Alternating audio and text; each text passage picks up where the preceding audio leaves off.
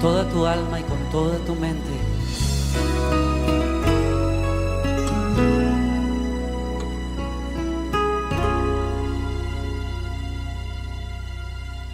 Usa mi vida, Señor, usa mi vida.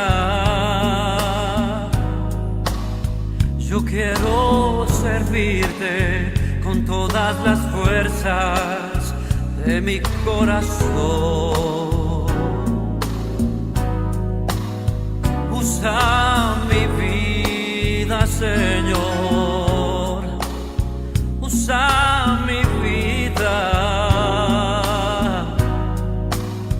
Yo quiero amarte con todo el cariño de mi corazón. Aunque indigno soy, aunque nada tengo que pueda ofrecerte, divino Señor,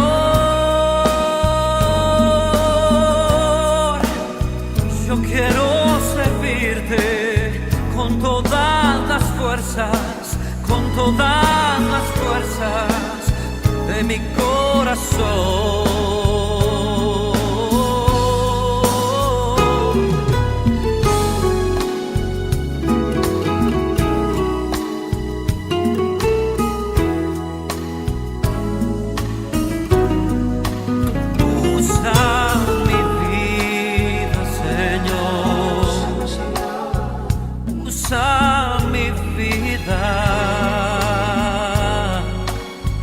Quiero servirte con todas las fuerzas de mi corazón. Usa mi vida, Señor. Úsame, Señor. Usa mi vida. Yo quiero amarte con todo el cariño de mi corazón. Aunque indigno soy, aunque nada tengo que pueda ofrecerte, divino Señor, yo quiero servirte con todas las fuerzas, con todas las fuerzas de mi corazón.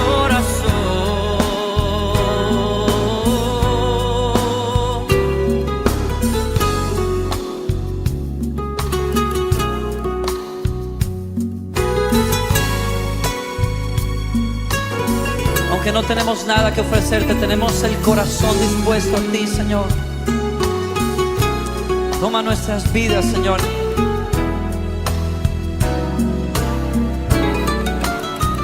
Indigno soy, aunque nada tengo que pueda ofrecerte, divino Señor, yo quiero servirte con todas las fuerzas, con todas las fuerzas de mi corazón. Indigno soy, aunque nada tengo que pueda ofrecerte, divino Señor, yo quiero servirte con todas las fuerzas, con todas las fuerzas de mi corazón.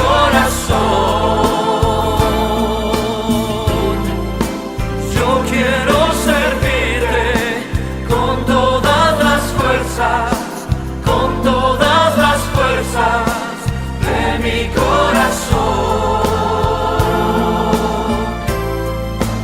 Yo quiero servirte con todas las fuerzas, con todas las fuerzas de mi corazón.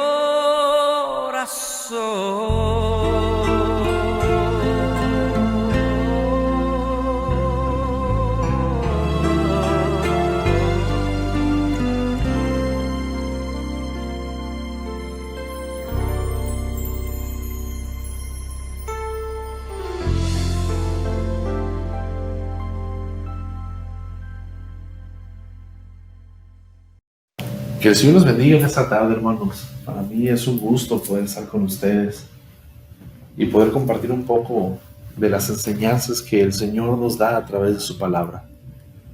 El día de hoy quiero tocar un tema que me fascina, que me encanta, porque me recuerda que Dios está en control.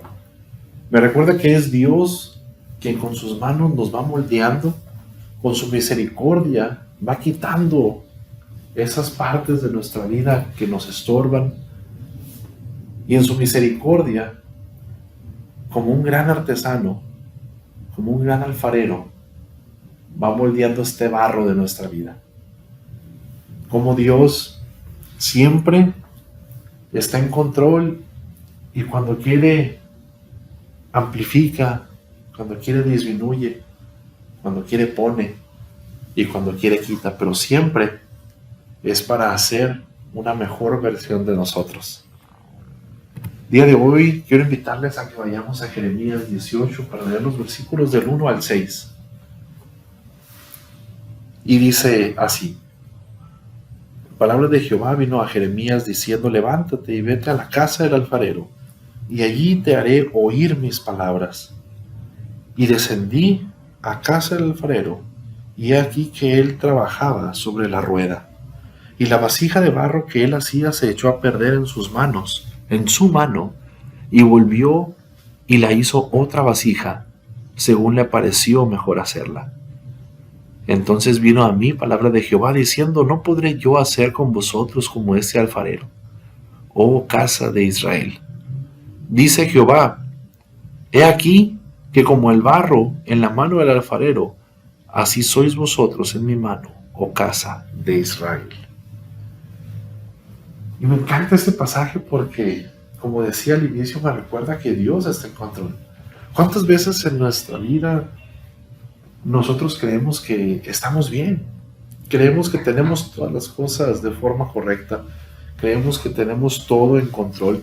Creemos que no tenemos que hacer ningún cambio, ninguna modificación, y de repente llega Dios con sus manos, igual que este alfarero, y deshace nuestra vasija, deshace nuestra vida. Nos deshace y Él nos hace de nuevo conforme mejor le parece hacerla. Y es ahí donde nosotros tenemos que reconocer que existe un Dios soberano, que existe un Dios que todo lo puede, y que existe un Dios que no importa de qué tipo de barro estemos hechos, que no importa de qué material creamos que estamos hechos, ni que creamos que ya no podemos cambiar. Y a veces el problema no es con nosotros, a veces creemos que Dios no puede cambiar a alguien. Y es ahí donde su palabra nos muestra que Él es el alfarero, que nosotros somos barro, y que Él hace lo que mejor le place y como mejor cree que nos conviene a nuestra vida y a la vida de cualquier persona. Y el día de hoy quiero desviarme un poco de la forma tradicional en la que este pasaje se presenta. Quisiera desviarme un poco de la forma tradicional en la que utilizamos este versículo, y quisiera hablar brevemente de 3 personajes que creían que eran barro inútil, que creían que no tenían lo que se necesitaba para hacer lo que Dios les había encomendado a hacer. Estas 3 personas creían que su barro no servía, que su materia prima no era la correcta, y que entonces Dios no los podía utilizar. Pero Dios, como ese alfarero que es, a Él le plugo utilizar a ese barro y utilizar a esas personas para su voluntad, para su propósito y para su gloria. El primero de ellos es uno muy conocido: Moisés. Todos conocemos a Moisés, y muchos de nosotros identificamos a Moisés abriendo el Mar Rojo para que el pueblo de Dios, lo identificamos fuerte, lo identificamos con poder, con esa vara que Dios le había dado cuando lo llamó, y que está levantándolo y haciendo que un gran viento sople para que el Mar Rojo se abra y que su pueblo pase en seco. Pero ¿sabes? Cuando Dios llama a Moisés Moisés le dice algo muy peculiar, lo encontramos en Éxodo 4:10, dice, entonces dijo a Moisés a Jehová, ay Señor, nunca he sido hombre de fácil palabra, ni antes ni después que tú hablas a tu siervo, porque soy tardo en el habla y torpe de lengua. Y lo que le estaba diciendo es que era tartamudo. Moisés era tartamudo y lo estaba mandando con Faraón para que le dijera, libera a mi pueblo. Dile a Faraón que libere a mi pueblo. Y Moisés le dijo, Señor, pero ¿cómo lo voy a hacer si soy tartamudo? ¿Cómo quieres que hable delante de un rey si yo no tengo lo que se necesita para poder hablar delante de un rey? No tengo lo necesario, no tengo las herramientas, no puedo hacerlo, soy torpe. Y Dios le dijo, ve, porque todo lo que yo te diga que hagas, lo vas a hacer. Y todo lo que yo te diga, le vas a decir a Faraón. Y lo manda delante de Faraón. Y es a través de Moisés que Dios saca a su pueblo. ¿Y cuántos de nosotros no nos ponemos delante de Dios? Y a veces el Señor nos llama a servirle y decimos, Señor, es que soy torpe para hablar. Es que, Señor, soy tardo para pensar. Es que, Señor, a mí no se me ocurren buenas ideas. Es más, algunos de nosotros hemos escuchado a otros y a nosotros mismos diciendo, es que yo no puedo servir porque yo no sé hablar así. Es que yo no puedo servir porque yo no sé cantar. Es que yo no puedo servir porque no tengo ningún instrumento. Es que yo no puedo servir por esto, por aquello, por acá y por allá. Y tenemos pretextos delante de Dios, creyendo que Dios no es un alfarero tan hábil que puede utilizar este barro que nosotros creemos que nos sirve. Pero cuando nos atrevemos y ponemos nuestra vida en las manos de Dios, entonces Dios nos muestra que Él está en control y que Él puede utilizar lo que Él quiera para cumplir su voluntad.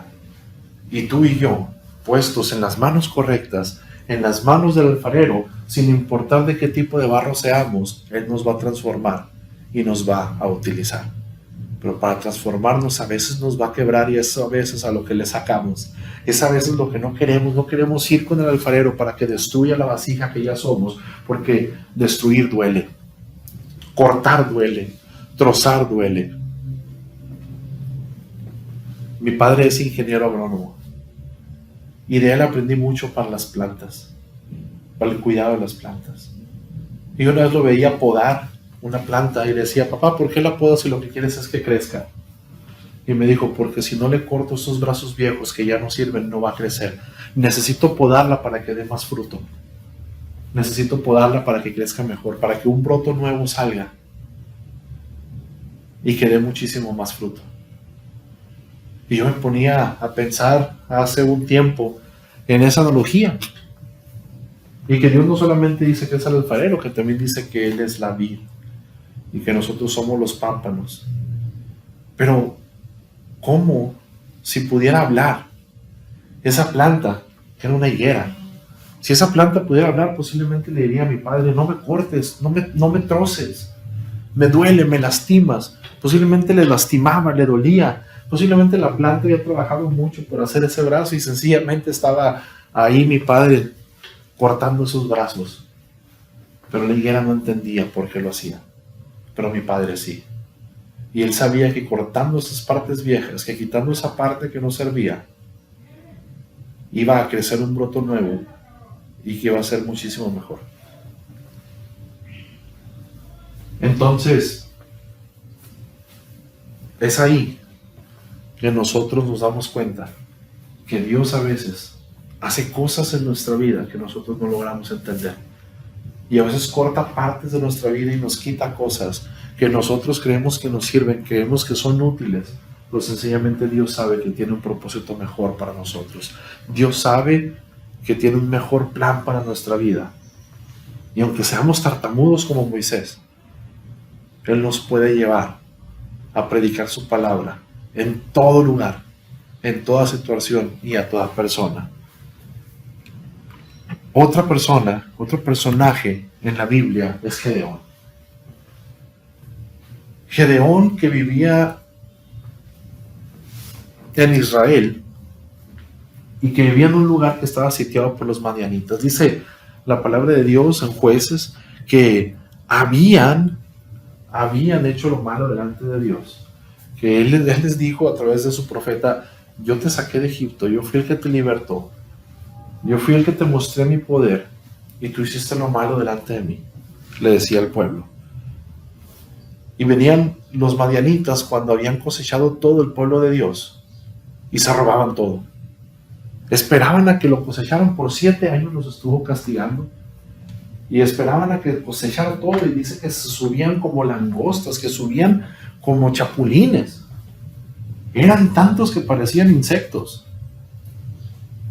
Y llegaban y se robaban todo lo que habían sembrado, y se robaban los bueyes, se robaban las ovejas, se robaban el ganado, se robaban todo lo que tenían para comer. E Israel padecía hambre. Y ahí estaba Gedeón. Ya estaba juntando trigo, estaba juntando espigas de trigo para esconderlos de los madianitas, para que su familia no pasara hambre. Y es ahí que se le aparece un ángel de Dios y lo llama. Dice la palabra de Dios así: y vino el ángel de Jehová y se sentó debajo de la encina que está en Ofra, la cual era de Joás, Abieserita, y su hijo Gedeón estaba sacudiendo el trigo en el lagar para esconderlo de los madianitas. Y el ángel de Jehová se le apareció y le dijo: Jehová está contigo, varón esforzado y valiente. Y Gedeón le respondió: Señor mío, si Jehová está con nosotros, ¿por qué nos ha sobrevenido esto? ¿Y dónde están todas sus maravillas que nuestros padres nos han contado, diciendo: no nos sacó Jehová de Egipto? Y ahora Jehová nos ha desamparado y nos ha entregado en mano de los madianitas. Y mirándole Jehová le dijo: ve con esta tu fuerza, o sea, no ocupas más, ve con esa tu fuerza y salvarás a Israel de la mano de los madianitas. ¿No te envío yo? Entonces le respondió: Señor mío, ¿con qué salvaré yo a Israel? He aquí que mi familia es pobre en Manasés, y yo el menor de la casa de mi padre. Jehová le dijo: ciertamente yo estaré contigo, y derrotarás a los madianitas como un solo hombre, como a un solo hombre. Y él le respondió: yo te ruego que si he hallado gracia delante de ti, me des señal de que tú has hablado conmigo. La primera cosa que vemos es que él estaba atemorizado. Una persona que tenía temor del enemigo, tenía temor de los madianitas. Estaba juntando la comida que podía para esconderla. Y cuando Dios se le aparece y le dice: yo soy contigo. Yo soy contigo, varón esforzado y valiente. Le hace un reconocimiento, lo invita y le dice: varón esforzado y valiente. Y le dice: no, yo no soy valiente. De entrada yo no soy valiente. Y le dice: si Jehová está conmigo, entonces ¿por qué me vino esto? Y a veces las personas pensamos eso: si Dios es con nosotros, ¿quién contra nosotros? Entonces ¿por qué me vino esto? ¿Por qué Dios permitió esto en mi vida? ¿Por qué Dios permitió esto que me atribula, esto que me duele, esta enfermedad? ¿Por qué está permitiendo que pase por esta situación?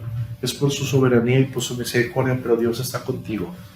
Así como estuvo con Sadrach, Mesach y Abednego en medio del fuego, así como estuvo con Elías cuando estaba atemorizado en esa cueva, así es como estuvo con Daniel en el foso de los leones, y así como estuvo con cada uno de sus siervos cuando él les mandó a hacer algo así. Dios está contigo. No importa que no lo veas, no importa que no lo sientas, no importa que tu temor no te permita ver que Él está en control. Él está contigo. Él está contigo.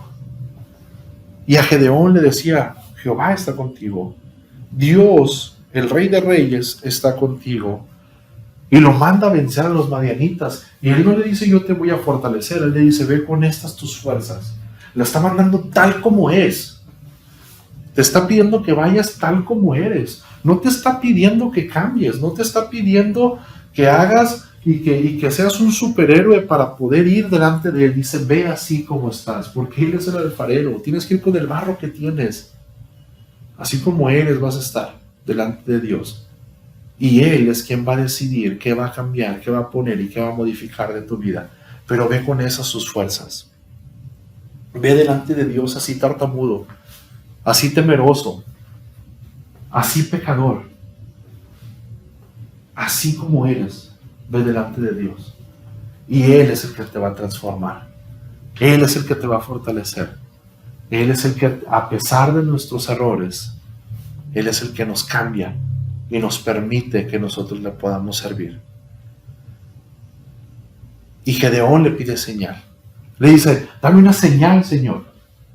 Y primero le hace un holocausto. Y cuando junta a la gente dice, sí, Dios está aquí, Dios está conmigo. Cuando está a punto de salir a la batalla dice, Señor, pero sabes que tengo un poquito más de temor, dame una última señal. Este vellón que está aquí, este pedazo de cuero que está aquí, te voy a pedir por favor que si tú vas conmigo, todo el rocío que caiga sobre este vellón y toda la tierra alrededor esté seca.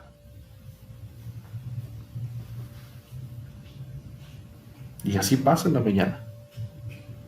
Todo eso estaba seco, menos el vellón. Tan mojado estaba que pudo juntar un tazón.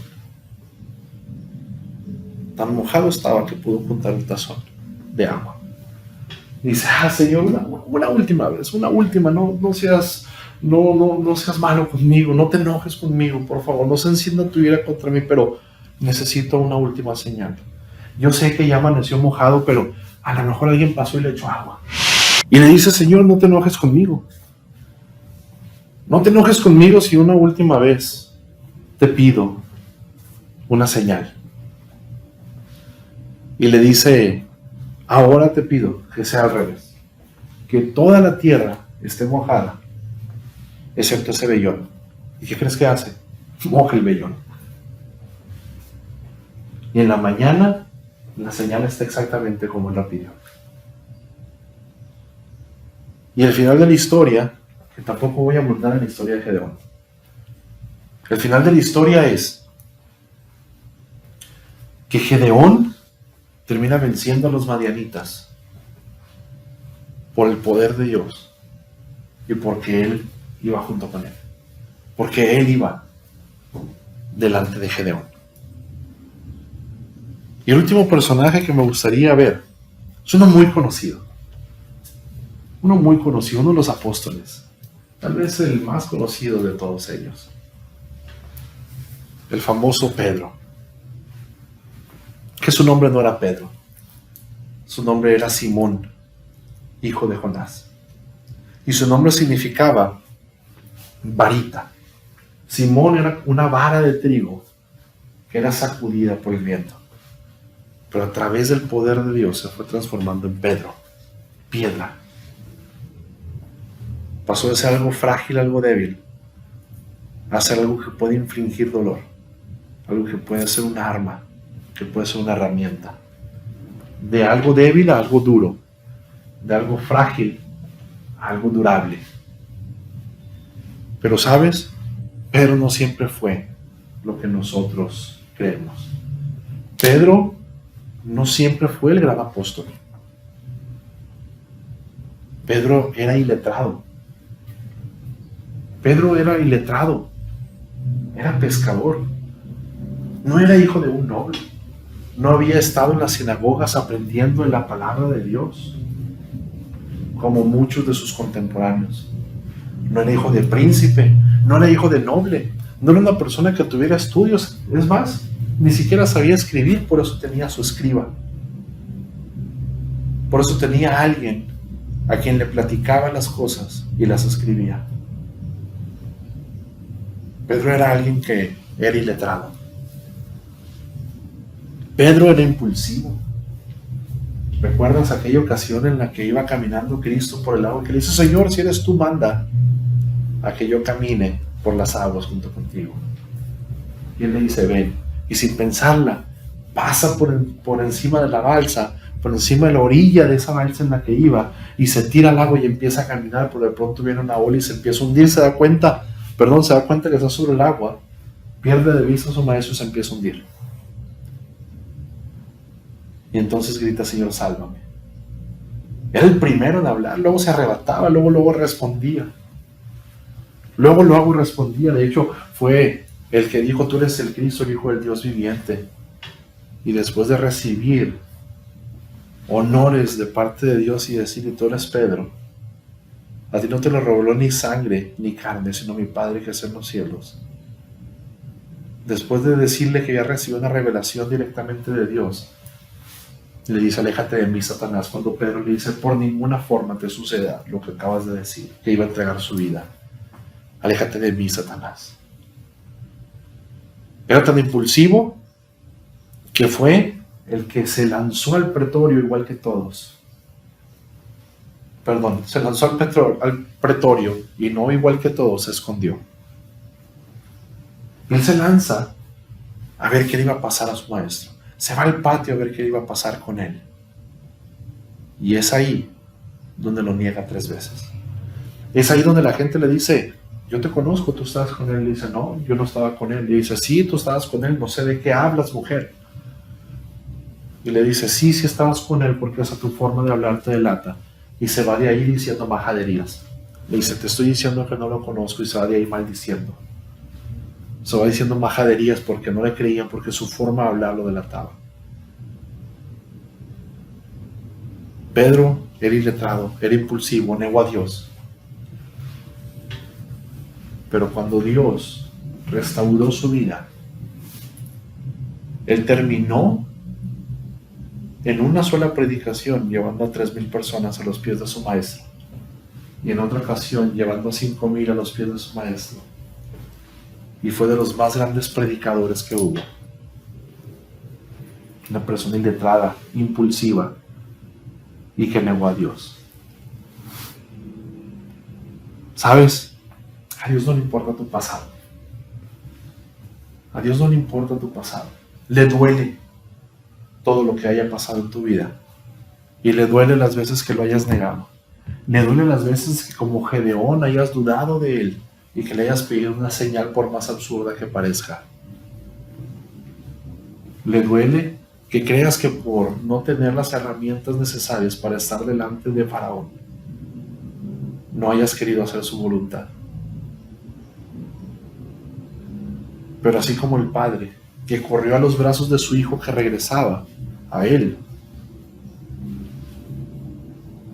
así como ese hombre, así como ese padre que corrió a recibir a su hijo en brazos, así Dios, cuando vamos a él, no nos rechaza.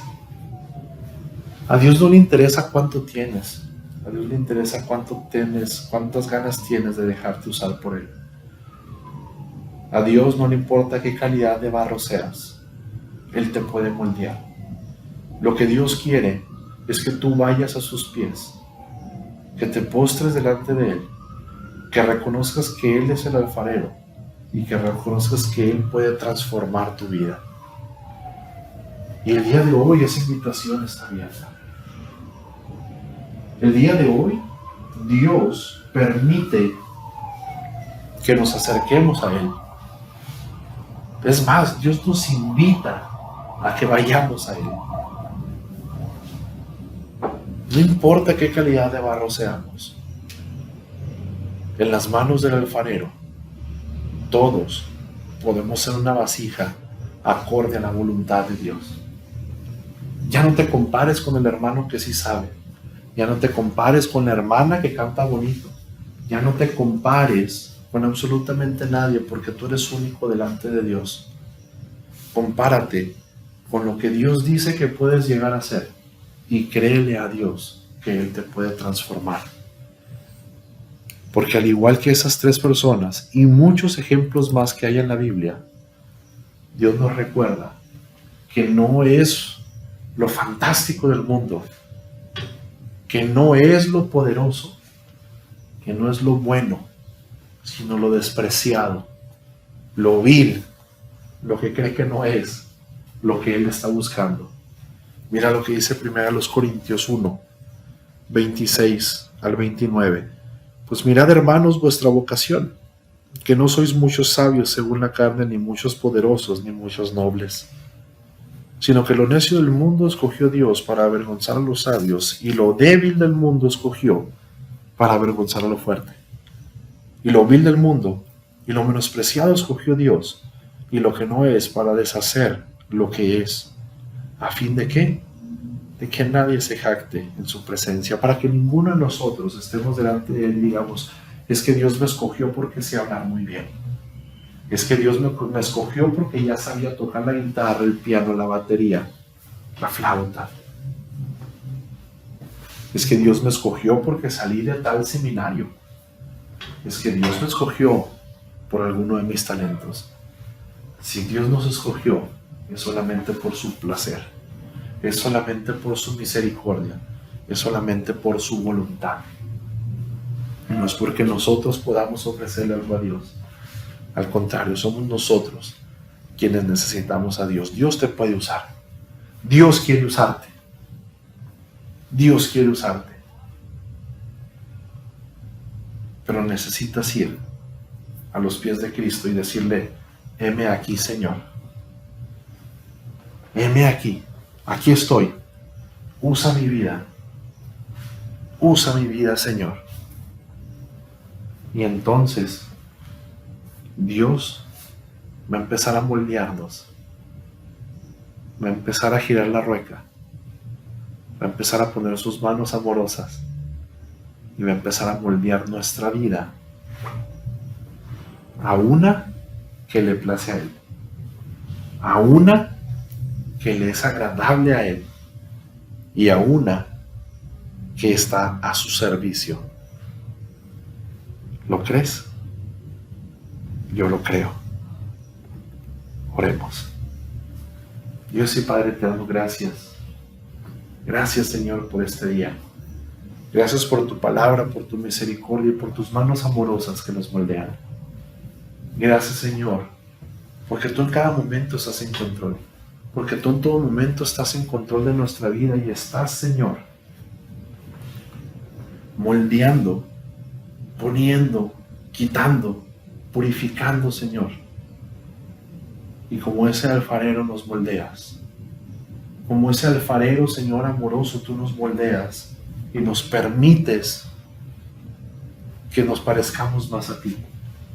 Permítenos, Señor, llegar a la estatura del varón perfecto. Permítenos, Señor, parecernos a ti. Permítenos, Señor, que nuestra vida como barro la pongamos delante de ti. Y que no sigamos viendo, Señor, lo que no tenemos, lo que no somos, sino lo que podemos ser en tus manos.